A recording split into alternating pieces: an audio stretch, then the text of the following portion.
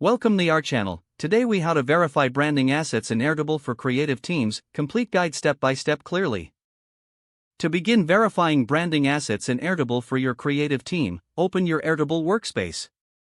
Locate and select the base that contains your branding assets. Once you're in the base, navigate to the table that houses the relevant branding information. Review the columns within the table that correspond to different asset categories, such as logos, colors, and fonts.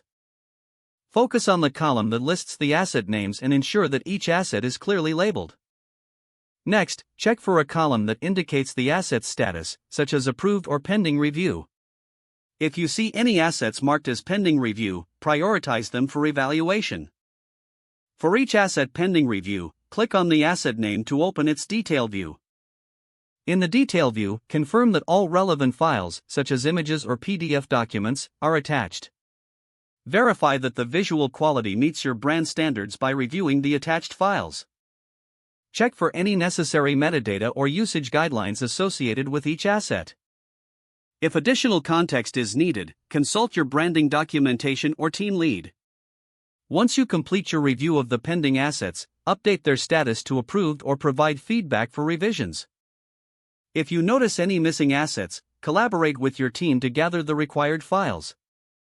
For any inconsistencies or outdated information, flag them for an upcoming team meeting for discussion.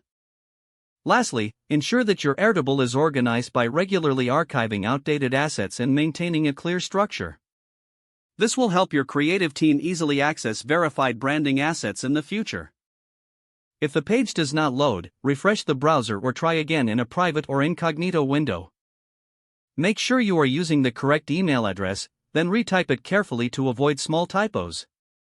If your password is not accepted, use the reset option and create a new strong password you can remember. Check your spam folder for verification or security emails, then complete any requested confirmation steps. Enable two-factor authentication if available to improve account security and reduce unauthorized access risk. After signing in, review your profile details so your contact information and settings are accurate and current. If you see an error message, note it down and try again after restarting your device and internet connection. Log out when you finish, especially on shared devices, to keep your account and payment information secure. If the page does not load, refresh the browser or try again in a private or incognito window. Make sure you are using the correct email address, then retype it carefully to avoid small typos. If your password is not accepted, use the reset option and create a new strong password you can remember. Don't forget to like this video and subscribe to our channel for more step-by-step tech guides.